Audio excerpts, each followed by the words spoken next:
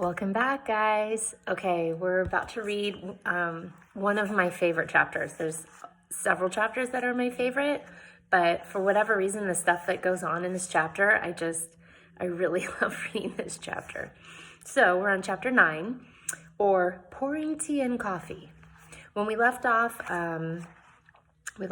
with Jane offending Suisse because Chief Toke was complimenting her, but the main thing out of that chapter is she is going to pay Yella for going off and finding William. But she's very specific. She says 12 days out and 12 days back and not a day beyond that. So remember that she told him that. Okay, here we go. I was situated on the beach, working on a rather dismal watercolor of the bay, when it became clear that I needed less color and more gray. It had rained every day since our arrival. I went about in a constant state of sogginess. My hair was an internally tangled, wild mess in this weather. I was grateful Sally Biddle was on the other side of the continent, for I could almost hear her comparing my hair to a squirrel's nest. Watercolors were not my strong suit, but Miss Heppleway had very kindly given me a small supply of paints and paper and brushes as a wedding present, and I was determined to paint a picture for William. Besides, it was a way to pass the time. I had rigged my parasol over my easel to protect it from the rain. Remember, a parasol is an umbrella, but not meant for water. It's more made out of like lace. It would protect women's face from the sun. I rigged a parasol over my easel to protect it from the rain, but the wind shifted and a fine spray spattered the paper, causing the paper to run. Blast, I whispered to myself, trying to mop off the water without smearing the landscape. Remember, blast is foul language at that time. You didn't think we'd be reading a book with inappropriate language. "You're going to have to start working for your grub, gal," a voice said loudly. I nearly jumped out of my skin. Mr. Russell stood behind me with an obstinate look on his face. He spat a huge wad of tobacco. It landed on the sand next to my shoe. "You scared me to death," I said, hand fluttering my chest. "Like I said, gal, you're gonna have to pitch in. What can you do?" "I am very skilled at supervising help," I explained reasonably. Miss Hepplewhite had always stressed the importance of running a good household, with particular emphasis on managing help politely but firmly. I could also make very good flower arrangements. Mr. Russell snorted. "Ain't no help here, gal." "But what about the Indians?" I asked. There were always Indians in and about Mr. Russell's cabin. He shook his head. "Not unless you got money to pay 'em." I needed to keep my money to find William. "What would you have me do?" I stared at him peevishly. "Can you sew?"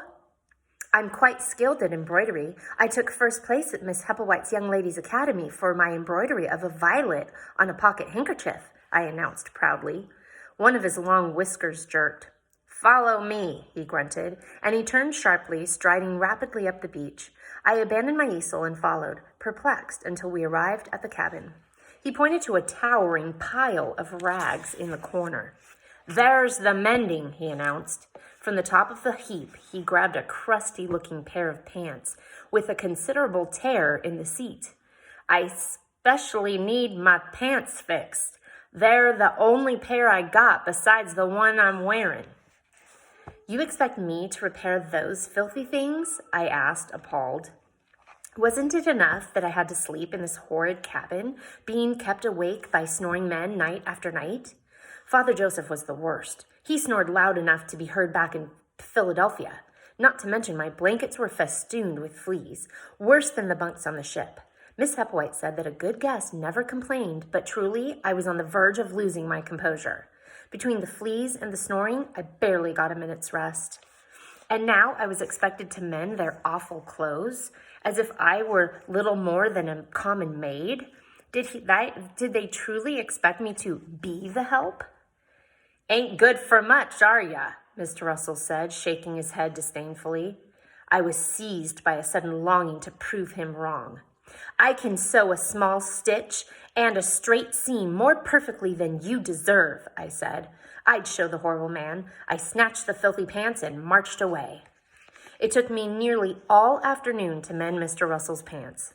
Naturally, I had to wash them first, as they were so utterly filthy. Mr. Russell must have fought off an entire herd of wild animals in them for all the holes they bore. Believe me when I say that I was greatly tempted to embroider a violet on the backside.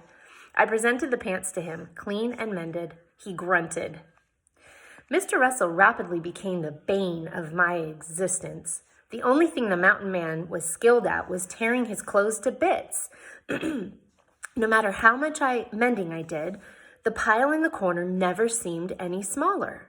So remember that she said that. And then one morning, I discovered Champ, one of the odd assortment of the dozen pioneers who lived in the settlement, lurking around the cabin. Men were continually coming and going from Mr. Russell's cabin, as if it served as the only trading post on the entire bay. Champ was notable for his ratty-looking beard. It was overgrown and greatly resembled a scraggly broom. "What are you doing?" I asked indignantly. Champ took off his hat. "Well, ma'am, I just need this here shirt fixed. It's got a powerful tear on the back." "Did Mr. Russell inform you that you could put your mending in this pile?" "No," he said sheepishly, and then added, "but he didn't say I couldn't." "How long has this been going on?" "I don't know," he cleared his throat, "but all the boys been putting their clothes here." "All the boys?" I whispered dangerously. "Near as I can figure." "You mean to tell me that I've been doing the mending for all the filthy men of Shoalwater Bay?" I added slowly. The man blanched. "Kindly inform all the boys that I will not be doing any more mending. Do you understand?" Champ nodded, shamefaced. I stomped around the cabin and confronted Mr. Russell, where he was milking his loathsome cow. "Mr. Russell!" I stamped my foot. His eyes flickered over, acknowledging me. "Did you know that every pioneer in this territory has been putting his mending in that pile?" "Might have." "I am not a maid." "You can sew and wash, can't ya?" "I am a lady, and I will only do mending for you and Mr. Swan. Is that clear?" He shrugged, spat a wad of tobacco, and went back to milking. It wasn't until I was back in the cabin that I noticed the glob of tobacco sticking wetly to the tip of my shoe. "Blasted man," I muttered. So she'd been sewing everybody's clothes. I just think that's hilarious. Yella had been gone for a week, and I had not received a word of his progress. Then a second week passed. Then a third. So do the math. 12 days out and 12 days back would be a total of 24 days. 3 weeks have passed. 3 weeks, 7 days a week would be 21 days. So it's getting close to those 24 days. Then a third. I grew more frustrated at my situation, but there was little I could do but bide my time in this increasingly grim country. It rained nearly every day, a gray drizzle mist that seemed seeped into my skin and made me altogether feel detestable. It proved entirely impossible to keep my shoes dry. I began to understand why the Indians went about barefoot. The weather made such uncivilized behavior seem civilized. After supper one evening, Mr. Russell said, "How about some coffee, gal?" If there was one thing I could do, it was pour coffee. "I'd be delighted to pour the coffee," I said, remembering the helpful hints from Pouring Tea and Coffee, Chapter 3. As there were no children present, I wouldn't have to worry about the strength of it, and Miss Hepwood always said that men preferred coffee with just a spoonful of sugar. "Not just pour it, gal," Mr. Russell said. "You gotta make it, too." "Make it?" "It don't make itself," Mr. Russell's whiskers twitched.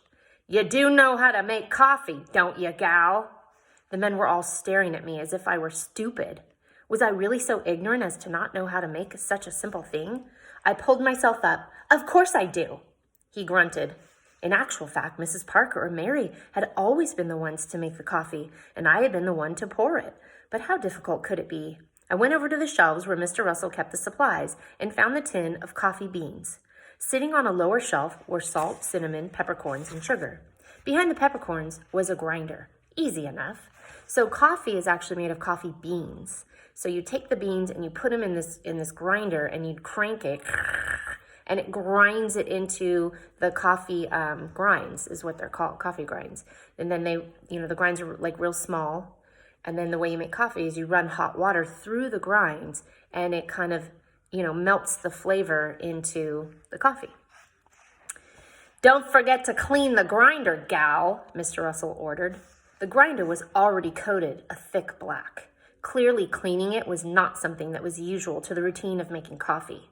I nodded, but I had no intention of being ordered about any more than necessary by that man. So, pay attention to that. She doesn't clean the coffee grinder, and she sees that it's coated with black already, so she's assuming that's coffee. I poured some beans into the grinder, ground them up well, and then added them to the coffee pot to boil. I set out tin cups and had the milk and sugar at the ready. After the coffee was well boiled, I poured it into the cups, added milk and sugar, and brought everything to the table. Mr. Swan smiled appreciatively. "It smells lovely, my dear." He took a hearty swallow. His eyes bulged in shock and immediately began to water. Jehu, who had taken a swallow at the same time, started to choke. He knocked over his chair and ran for the door. Father Joseph spewed his coffee across the table and started coughing violently.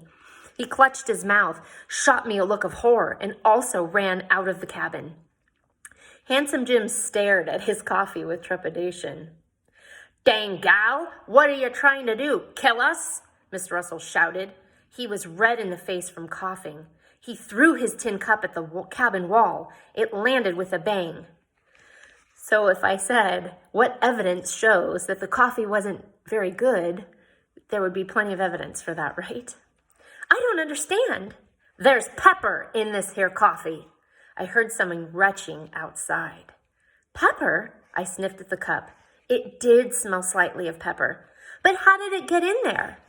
"The grinder, gal. You got to clean the grinder. How do you think we get pepper?" So if you know anything about pepper, it's little tiny little pepper balls. And fresh pepper, if you've ever gone in a restaurant, they come over and they go and they grind the pepper onto your salad or whatever you're putting pepper on. So they had grinded pepper last in the grinder, but because that would be black, she thought it was coffee. "How was I to know it was pepper?" I asked, throwing my hands up. He sneezed loudly. "Everyone knows, gal, everyone except you, because you're so dang useless." "I am not useless." "You are. You're plain useless." He roared and then let out a tremendous sneeze right in my face. Can you imagine my humiliation? I stormed out of the wretched cabin and marched down to the beach. I stared miserably out at the bay, at the Lady Luck anchored there, my mind working furiously. It had never been my intention to come west so that I could become maid to a gang of unruly men. They were ungrateful, ungracious louts, every last one of them. Jehu followed me down to the beach. His eyes were still watering. "You sure can pour a cup of coffee," he said dryly. "He is the most horrible man in the world," I burst out. "I hate him. And I am not useless. I can do many things. Why, I can embroider and paint watercolors and pour tea and coffee, and I know how to manage a household and arrange flowers and send out invitations and—" Jehu stared at me silently. "It's not my fault I don't know how to cook," I cried. "That was Mary's job." "Jane," Jehu said patiently, "this isn't Philadelphia. I know it's hard, but Mr. Russell's right. You have to pitch in." "I already do the mending," I said stubbornly. "Yes," he said, "but who do you think chops the wood and milks the cow and catches the fish and cleans the fire and every other little thing that needs doing? Everyone works. There aren't any servants here. The least you could do is help with the meals." "But I don't know how to cook." He looked at me in the eye and said, "Then learn." So who do you think is right? Do you feel that Jane should be doing more and helping out? Do you think Mr. Russell's being unreasonable in making her help? So think about what your opinion is in that. Yellow appeared at first light. It was not a minute too soon. It had been a terrible night in Mr. Russell's cabin. The men had been up coughing and sneezing from the pepper, and Mr. Russell had been the worst. Between coughing fits, he had muttered, "Dang useless gal." I was sitting on the horrible little porch, darning a sock, when Yella appeared. At the grim look on his face, my heart fell. "Where's William?" I demanded, fearing the worst. "Has something happened to William? Why isn't he with you?" Yella shook his head. He had no idea what I was saying. I looked about for help. "Handsome Jim!" I waved him over. Handsome Jim greeted Yella, and the two began speaking in Chinook. "Handsome Jim," I broke in, "ask him where William is." He nodded and spoke to Yella. Yella says he missed Boston William by 2 days, Handsome Jim explained. Blast it! But why didn't he go after William? I asked wildly. Yella says Boston Jane tell him 12 days only. I looked at Yella in frustration. But William was so close. Yella says Boston Jane tell him 12 days only, Handsome Jim said seriously. Yella, he is very good man. He not cheat you. I shook my head at the ridiculousness of it. Ask him if he knows where William is now. Handsome Jim turned to Yella, who said emphatically, Narwitka. The ring in his nose swung wildly. Certainly, Handsome Jim beamed. Where? The two men conferred. Well, I demanded. Very far, Handsome Jim said. How far? A month. A month? It had cost me $4 silver to have him travel 12 days. I would never be able to afford a whole month in each direction. I ran into the cabin and rummaged in my chest. I ran back and thrust my $6 silver into Yella's hand. This is all the money I have. Will you please find him? I pleaded. Yella hesitated and looked at Handsome Jim. Handsome Jim murmured something softly. I pressed the silver coins into Yella's hand. Please, I begged. After a moment, he nodded, and I felt the breath go out of me in relief. Handsome Jim looked at Yella and back to me. He find Boston William. So, you have to ask yourself, whose fault is it that he didn't follow William? He got out there for 12 days and missed William, but didn't pursue him because he was told 12 days only and then come back. A month out and a month back. It was nearly June, and I was going to be stranded here well past July by the looks of things. 2 more months of horrid Mr. Russell, who had not forgiven me for the coffee incident. And then there was Suisse. The Chinook woman glared at me every time she saw me. I had clearly offended her in some way, but knew not how. It was awful. Time passed so slowly here without Mary. The voyage on the ship had been terrible, but at least Mary and I had each other for company. To cheer myself up, I had taken William's old letters and gone down to the bay to sit under my parasol in the drizzling rain and reread them. I knew William would want me to be brave, but Shoalwater Bay was such a disagreeable place that just thinking about it put me in a grim mood. Not to mention, I had received no letters from Papa. Of course, I knew this was too much to expect, as insufficient time had passed for him to have even received my first letter, let alone respond to it. Assuming, of course, that my missive had not been routed via the China Sea. I had written Papa upon my arrival saying that we'd landed, and I was well, and the sad news about Mary. But I had been careful to avoid mentioning William. I could not bear the thought of having to inform Papa that William was missing. It would merely serve to confirm his poor opinion of William. I would wait, I decided, until William had returned and we were wed, to send Papa a second letter. With a sigh, I got up and started back to the dreary cabin. As I walked along the path, something orange-red caught my eye. Cherries? No. The strange berry resembled a blackberry, except it had an unusual orange-red color. A sudden image of Mrs. Parker's cherry pie came to me. Mr. Swan was sitting at the sawbuck table, scribbling in his diary when I returned to the cabin. Mr. Swan, do you know what this is? I asked, holding out the small berry. Hello, my dear. He peered over the rim of his glasses. That is a salmon berry. I am particularly fond of them myself. Do you think I could make a pie with them? Mr. Swan looked very uncomfortable. I suppose it is possible to make a pie using salmon berries, he said hesitantly, as if to say, it's very possible for someone to make a pie using salmon berries, just not you, my dear. The look on his face made me more determined than ever. Now I just needed to figure out how to make a pie. I had vague memories of Mrs. Parker making her cherry pie, but memories would not do. Jehu knew how to cook, I remembered. Thinking of the chicken broth he had once made for Mary, perhaps he could help. I found him on the beach, supervising the sailors as they cut a piece of timber for the new mainmast on the Lady Luck. He stopped what he was doing when he saw me and walked over. A sliver of sunshine broke out from behind the clouds, sending light dancing across the smooth bay. Do you know how to make a pie? I asked. Why? He squinted into the sun. I found some salmon berries. I thought I'd try to make one, only I don't know how. Don't know how to make one myself. I stared at him in disappointment. I was so sure he would know.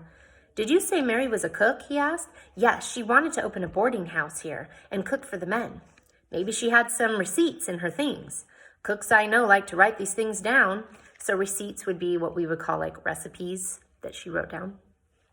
I ran all the way back to the cabin. I had put Mary's things in my trunk after she died. She'd brought a small sack with her, and I hadn't been able to bring myself to look inside it before, but I did now. Her possessions spilled out on the sawbuck table: an apron, well-used wooden spoons, a rolling pin, a thick piece of cloth that smelled of flour, a pot, a pie plate, and a small diary. I paged carefully through the diary, which wasn't really a diary at all. It was a collection of receipts: biscuits and gravy, fricasseed chicken, roasted pork and apples. My mouth watered just reading the words: sponge cake, rice custard, bird's nest pudding, lemon drops, fritters, donuts, gingerbread, and Mrs. Parker's cherry pie. Take half a peck of cherries. As I read the receipt, I could almost hear Papa's deep laugh, smell Mrs. Parker's kitchen, feel the warmth of the stove. It was all so very far away as Mary at the bottom of the cold, dark ocean. I closed my eyes, clutching the small, dear book to my heart. I couldn't bring her back, but I could do one thing: I could make pie. Mr. Russell had most of the ingredients I needed. I took a pail and went into the woods and picked salmon berries. I followed Mary's instructions carefully, using her rolling pin and wearing her apron. To my surprise, I found that I enjoyed it. It wasn't nearly so hard as it looked, but I couldn't help feeling a pang for Mary. Here I was cooking for men to earn my keep, doing exactly what she wanted to do. It made me feel unsettled in a way that was hard to define. Mr. Russell was very cool to me all during supper that evening. "I have a surprise, Mr. Russell," I said in a bright voice. His whiskers jerked irritably. "I don't like surprises, gal," he said shortly. But he would like this one, I was sure. My pie was resting on a shelf underneath a piece of cloth. It looked perfect to my eye, but then again so had the coffee, and look what happened there. Suddenly, anxiety flooded me. I took a deep breath and lifted up the pie, starting across the dirt floor. Without any warning, my foot caught on something and I stumbled. The pie rocked in my hands. Brandywine looked up sleepily from the floor.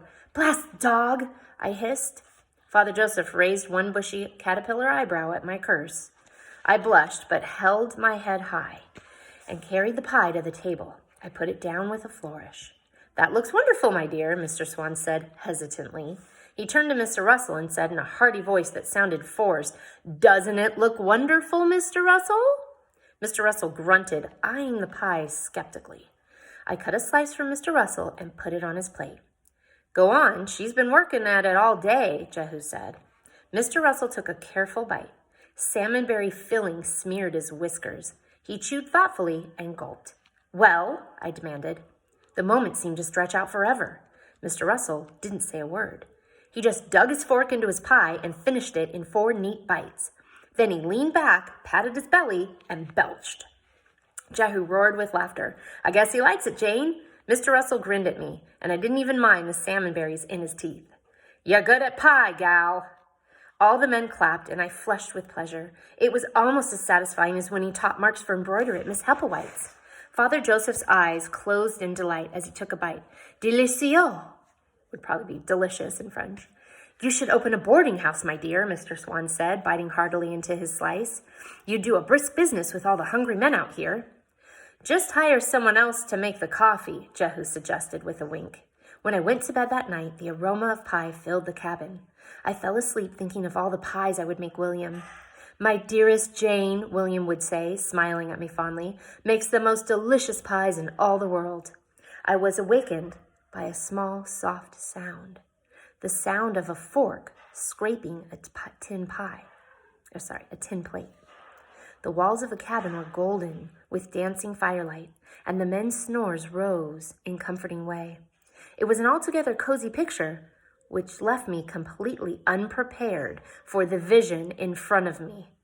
A strange woman was sitting at the sawbuck table, eating a piece of my pie, her back to me. Her hair hung in wet clumps down her back. I wanted to call out, but I was too frightened to speak. Had she just wandered in while we were sleeping? But I thought Mr. Swan had said there weren't any other pioneer women here on Shoalwater Bay. I quietly slipped out of the bunk. The woman didn't look up. She just kept eating the pie. I walked closer to the table. Water pooled at her feet, and the smell of salt water steamed off her back. "Excuse me," I said. She paused, and turned slowly, deliberately. I stumbled back in horror. Mary's face was white, her eyes black and filled with reproach. She got up and walked through the door, disappearing into the inky night. So you decide, was that a dream or is Mary haunting her? Dun, dun, dun. Until we meet again, I will see you next time.